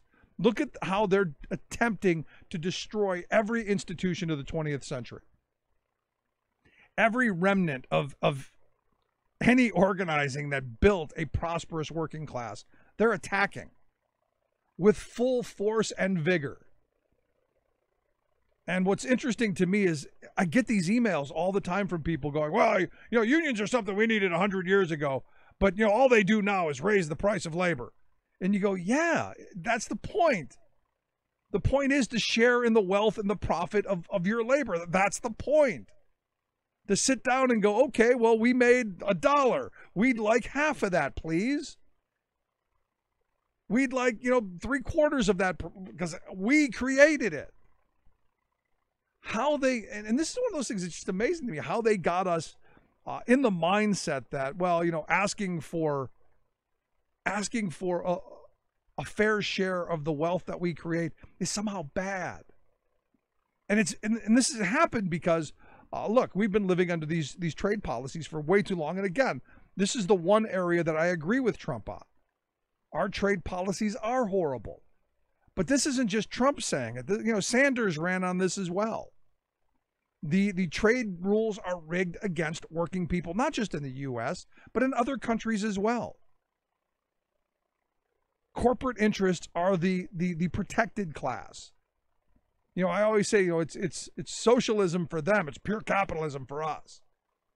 We make sure that they're taken care of at the expense of us. And, I'm hoping at some point the working class of this country wakes up to that reality. And I don't like to use the word middle class because you kind of, I just don't like using it.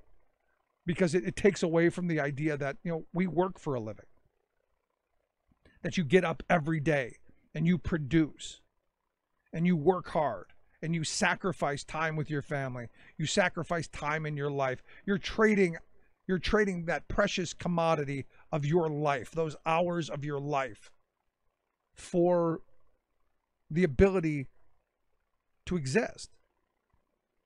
And at some point, I ask the question, how much is that worth? How much is that lone precious commodity that you have? How much is that worth? Is it worth $1 an hour? Is it worth $2? Is it worth 10? where's that worth? And I think for too long, we as working people have undervalued that precious commodity. We have undervalued ourselves and have taken for too long. The old Huey Lewis song, I'm taking what they're given because I'm working for a living. Nothing infuriates me more than hearing that. That and I know they're, it's crummy hours and it's, they're crappy wages and the health care is horrible. And there's no retirement and it's dangerous conditions. But hey, just happy to have a job. How many times you heard nonsense like that? I guess it's because I've always been fortunate enough to have a union job and to have that union mentality that I can change things. That if I see something wrong, there's that, I'm sure you've heard the phrase going through an airport or, since, 9/11, it's see something, say something. I've always believed that. Ever since the first day I punched a clock somewhere, that was it wasn't that cute little tagline, but that was the idea that if you see something wrong, if there's injustice, you speak up, you say something about it, and you make it better. I remember I was doing organizing, and one of the things you would talk to people, they go, I don't want anything to do with it. I'm only going to be here 6 months. I used to hear that crap a lot. Only going to be here 6 months. And then 6 months later, you'd see him, you go, hey, where are you going? I'm only going to be here 6 months more. And, 3, 4, 5 years down the road, they're still there. And I used to argue, well, okay, you're only going to be here 6 months. How about you make things better for the next guy who comes behind you who's only going to be here 6 months? To where maybe he stays 7, 8, or 10, Or maybe you decide, hey, I like it here now that things have changed and they've gotten better. I might stay. And it was just this kind of logic that, even at the time, I marveled at the sense of the lack of empowerment. We need to grab that back. I think back to my grandparents' generation. They were a generation who didn't put up with what. When something was wrong, they raced in and they fixed it. They demanded things to be better. We need that generation back. And I'll tell you, I think this millennial generation is that generation. I think these kids coming up now, these kids becoming politically active now. You look at these kids, around the Parkland shooting and the organizing that's going on there.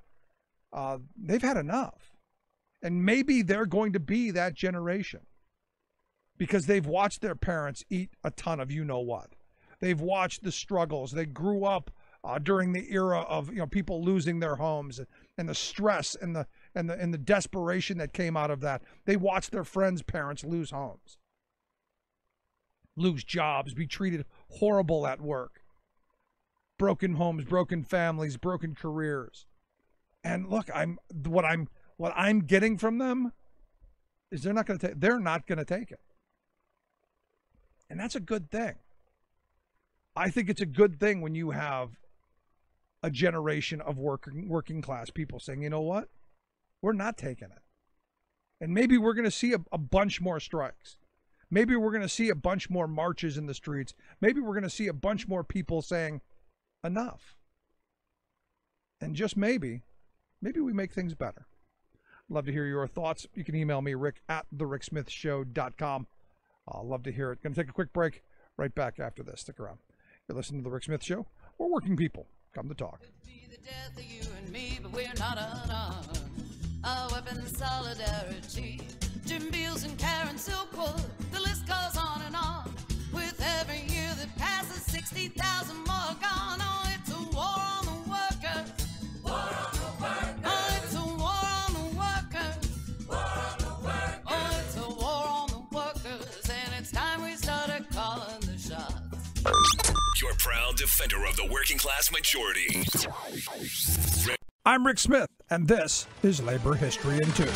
On this day in labor history, the year was 1977. That was the day that is remembered in Youngstown, Ohio as Black Monday. The Youngstown Sheet and Tube Company announced plans to close its doors, laying off more than 4,000 workers. Youngstown was a steel town. During the first half of the 20th century, plants were booming. Youngstown was also a union town, a stronghold for the United Steelworkers by the 1940s. But by the 1970s, the once booming steel industry was going bust in Youngstown. More and more jobs moved overseas and to states with less union protections. Black Monday began a devastating series of plant closings. 2 years later, Briar Hill Mill closed, followed in 1980 by U.S. Steel. In 1985, it was Republic Steel's turn. By the early 1990s, the steel industry, which had once employed 40,000 people, only had 1,000 workers left in Youngstown. William Lawson, the executive director of the Mahoning Valley Historical Society, recalled the impact of the closings, saying, quote, "Over the course of my high school career, many boys and girls I had known in grade school left. Some in the middle of school years, most during the summers, as their parents accepted transfers to work in other plants around the country or lost their jobs and went out in search of employment elsewhere." In 1997, the Jeanette furnace at the shuttered Briar Hill plant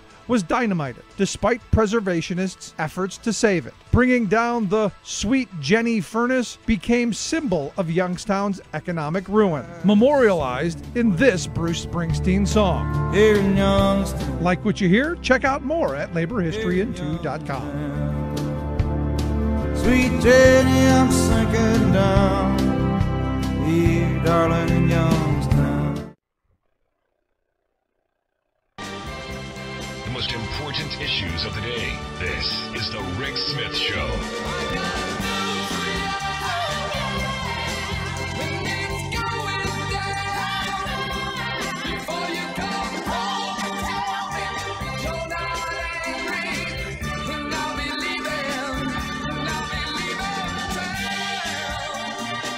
Welcome back to the Rick Smith Show. Check out the website, thericksmithshow.com. So the floodgates, they be opening as we're seeing more and more comments around Kavanaugh. Evidently had a certain kind of look that he wanted for his female interns. You know, kind of outgoing. I'm not sure what exactly that means, but, well, you can throw that out any way you would like. Also, some former classmates coming out saying, well, you know, we heard about that back then. There was rumors, there was some scuttle. I'm not going to say it happened or it didn't, but, you know, we did hear about it. Very, very interesting stuff going on. And look, it's only going to get worse. So if I'm Kavanaugh, maybe I'm looking to the exits. Anyway, let's find out what's going on in Washington, D.C. and around the world. Bob Nay, Talk Media News. Bob, thanks for taking time for us. Well, thank you, Rick. So like any of these things, you know, as soon as the door opens, the floodgates, you know, as soon as the floodgates open, tons of stuff coming out. Well, it always happens that way, you know, and then, of course, you might have seen the Senate chief staff guy for nominations for the Judiciary Committee, Grassley's committee. Yeah. He tweeted at 11 o'clock, and he tweeted at 1 a.m. Let's see, maybe somebody had a couple of pops. I mean, shockingly, that actually happens in D.C. Been there, done it myself. So he tweeted, though, that, you know, about, you know, their lawyers haven't got back to him. His name was Davis. They haven't got back to him because in between TV shows, I guess they don't have time, things like that. A dumb tweet because it takes the mask off. He basically says it's Kavanaugh. You know, he's going to be in the court. So predetermining everything. So that's not a helpful deal for a staffer to do that. That's two tweets from 11 to 1 a.m. Yeah, or, you know, one of those things could find himself on the unemployment line. Correct. That's right. So this is the chief guy for nominations for the committee. So that was another little piece of intrigue out there. I mean, I suspicion that I'm assuming that Dr. Ford will not show, and then they will not question him, Grassley, and they will just have a vote. If it doesn't make it out of the committee, it can go to the floor anyway under the rules. Right. And I was looking at the Anita Hill timeline. It'd been such a while, you know, I looked at that, and the FBI did their investigation in 3 days. Yeah, I mean, you know, in fact, you know, there's a videotape going around of Orrin Hatch saying that it was 3 days, and that it was a good thing that the chairman and the ranking member the minority, you know, were in agreement and they moved forward on this. And, you know, he was effusive with praise. And yet now, no, we don't need this. We're just going to have this hearing. Now, the twist also to it was, interesting enough, Biden was chairman, Joe Biden at the time, and he, when they interviewed Adina Hill, which is because she had worked for Thomas, they interviewed her anyway for the background, right? Right. And when this started to come out, some staffers took it to Biden, and they were talking about anonymous, and Biden said, no, that will strap the committee's hands. And then the White House got involved, which would have been a Republican, because that would have been Bush. And then they approved additional background checks, which how the FBI came into it. So that's how that process unfolded at that time. Yeah, but Trump's he's not gonna jump. No, they won't do it. Now, you know, they could pull his nomination and then put Amy Barrett in, right, which would make the conservatives very, very happy. Yeah, they would be really tickled in the panties. Yeah, no question about that. But if they did that, that would also ignite, because she's far worse on Roe versus Wade for sure. So that would ignite, you know, obviously a lot of the women. So they wouldn't want to do that at this point in time, because Planned Parenthood has just doubled their political budget. It doesn't come out of taxpayers' money, but the money they raise to support themselves from people for donations for, you know, campaigns, and they're doubling their effort in targeting certain seats, because the Republicans, as you know, have more vulnerable seats, way far more than the Democratic side does. Right, and there's an opportunity here. I mean, not a great one, but there's an opportunity. And I even see, you know, Claire McCaskill came out today and said that she was going to be voting against Kavanaugh, which, you know, it's one of those vulnerable seats. And immediately, you know, the Republicans there, you know, basically said, you know, she's a slap in the face to Missourians, and you go, this is one of those political moments. It is. Yeah, this has become a big deal. As it should be. Look, at the end of the day, regardless of who you're going to seat on the court, I don't really want somebody who's accused of attempted rape. I mean, look, we're going to get a crazy conservative on there, and as you said, Amy Barrett's are probably much worse and to the right of even him. But you know, at the minimum, across the aisle, we should be able to go, you know, I don't know that we want somebody who's accused of that. I mean, you wouldn't hire someone to cut your lawn or, you know, paint your house or anything like that if you knew. You know, why would you put him on the highest court in the land? I mean, I was thinking this through. What would be the downside of, you know, let the FBI do, you know, something on it? Frankly, it's so many years ago, and they would have to say, you know, who was at the party. You know what I'm saying with this. Right. So it's a roll of the dice, and then eventually, you know, accuracy or truth comes out. But why not do it for two reasons? One, if he then, you know, did do it, they would dump him and do the right thing. And how could they be criticized? They did the right thing. They dumped him. If in fact the FBI says nothing, absolutely nothing to it, and then they turn around and, you know, start attacking Dianne Feinstein first, of course, you know, and then go from there. And that's it. I mean, I don't see the downside to it. Well, either way, for them, the downside is once you start going back and start questioning people under oath, of, you know, hey, if you lie and we find out, you could end up in jail. People start like this woman, this Christine King Miranda, who said, you know, I remember hearing about it, you know, when it was going on. You know, there was some buzz around that something had happened. I don't know what, I wasn't there, but the more you start piecing those stories together, the more those come out, the more, you know, the more credence it gives it, and you can't deny. But then again, like I said, if it comes out the other way, then that's it. And, you know, they can slam the process of waiting 2 months. I mean, there's a lot of fuel there. If I'm saying there'd be a lot of fuel there that they could use. I just think that they don't want even any one more day just due to the midterms coming up. Nope. Although if it shows to be accurate later, wow, Katie barred the door about 2 months from now. Yeah, it'll be interesting to see how it plays out. But even still, what happens? Let's say they seat him. Let's say Monday she doesn't come, and I'm hoping that she does. Look, it'll be ugly for her, and I think I've heard rumors that the Republicans are going to have female staffers actually ask the questions, which is kind of smart. But let's say she doesn't show up, and they put him on the court, and then a couple months down the line we find out, yeah, well, that's actually true. We're stuck with this guy on the court. Yeah. What do you So think of it's good, that? What do you think about having the female staffers, instead of having, somebody like Grassley asking questions? Well, one time we were sent some horrible language letters, and I had a 16-year-old intern program where the Girl Scouts sent somebody to your office for the day, and that poor young lady opened these letters. And so I called the lobby group that had sent them, and when they got to my office, every woman that worked for me was sitting around the conference table. And they kind of looked at me, the group did, and I said, here's the letters that came in from your group. Would you please read the first letter here? And they looked around the table and they said, well, we can't read them in front of these women. I said, well, 16-year-old girl read them. It was very effective, you know? Yeah, no. Yeah, very effective. And I think if they want to soften the issue, yes, they would have a theme, and that way there's no harsh type of, male question. Yeah, and there's no Arlen Specter moment, which is, for me, the whole reason you have the hearing. Oh, that's a blast from the past, that name, yep.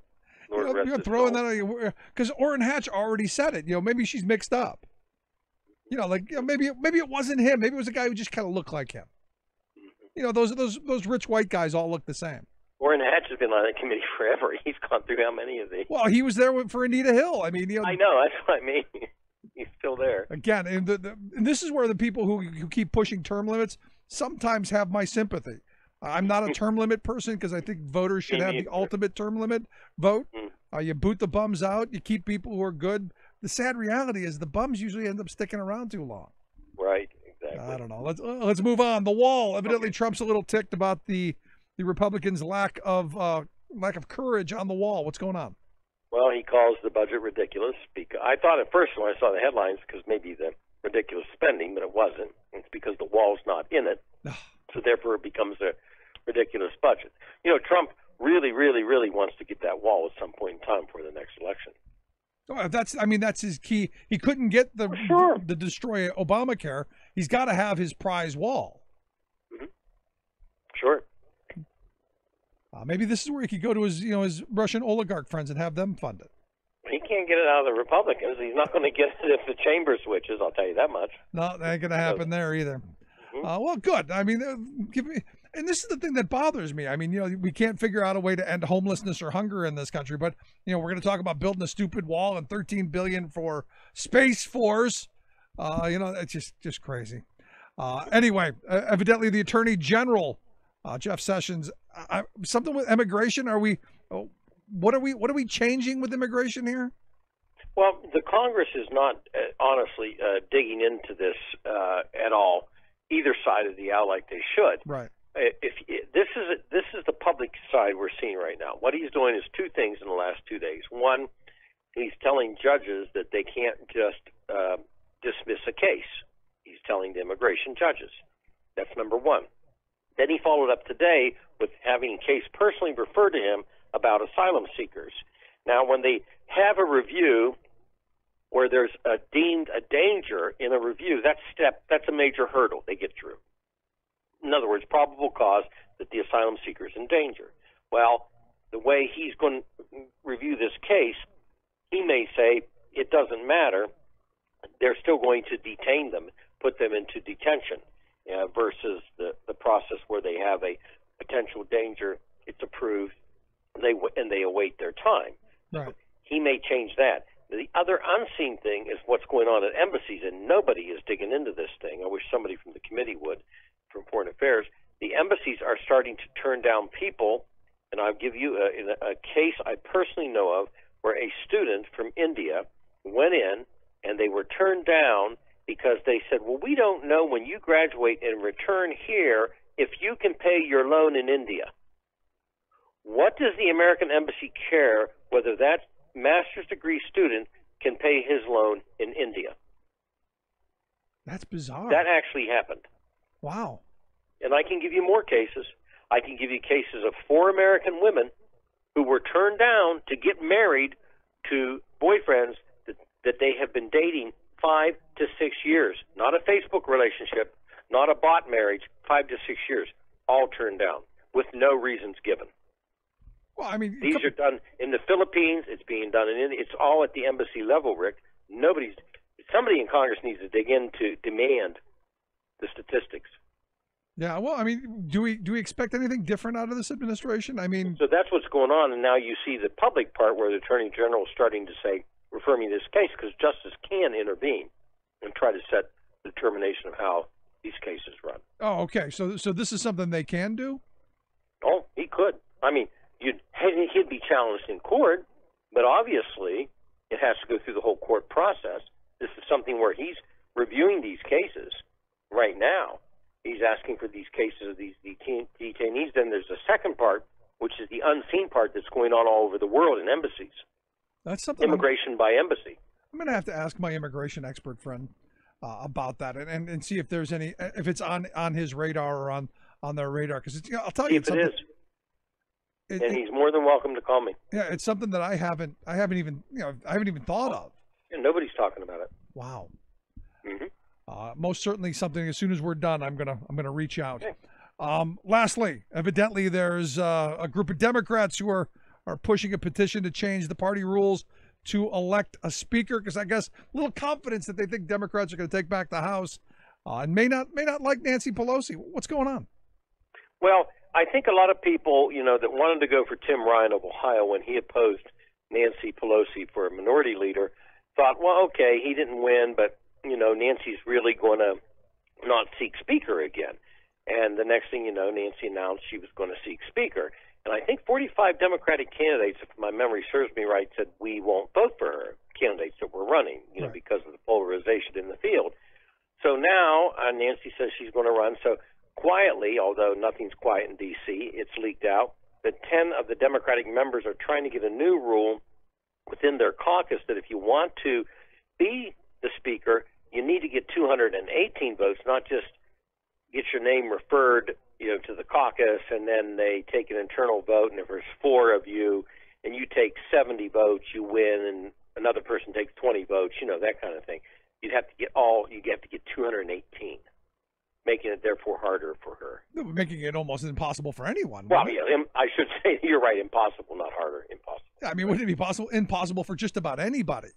Right. So then you wouldn't, maybe you have speaker by committee. Maybe. All right, well, hey, I always love a good story of Democrats shooting themselves in the foot. There you go. So it sounds like that to me. Anyway, Bob, I appreciate the time. As always, good stuff. Thank you. Bye-bye. Thanks so much. Our good friend Bob Ney, Talk Media News. Quick break. Right back. Stick around. Listen to The Rick Smith Show. For working people. Come to talk.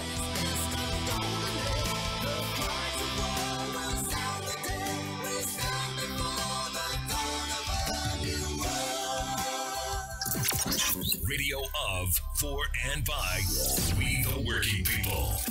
The Rick Smith Show. The most important issues of the day. This is the Rick Smith Show.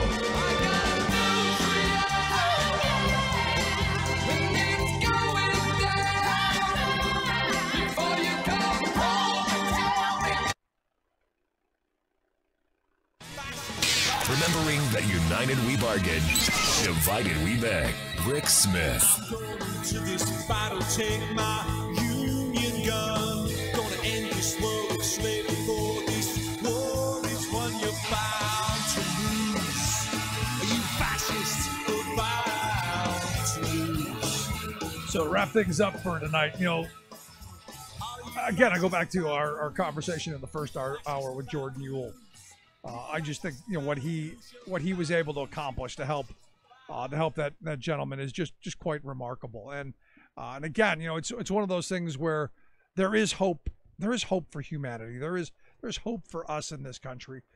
There is an opportunity for us to at least I believe this. There's an opportunity for us to come back together, for us to care for one another. And do it in a way with, as Jordan said, instead of hating each other, we need to be loving each other. And in this country, in the wealthiest country in the world, at the wealthiest moment in history, the one thing we should be able to do is ensure that everyone has a roof over their head, that there is access to clean water and to food and and to medical care. Just it's just my view. And again, I don't think it should be a partisan thing. And I look at this gentleman who, if you watched the video as I did, you can clearly see that there's something there. There's, like I said earlier, they're either demons or some kind of health issue, and we find out, yes, it's all of the above. And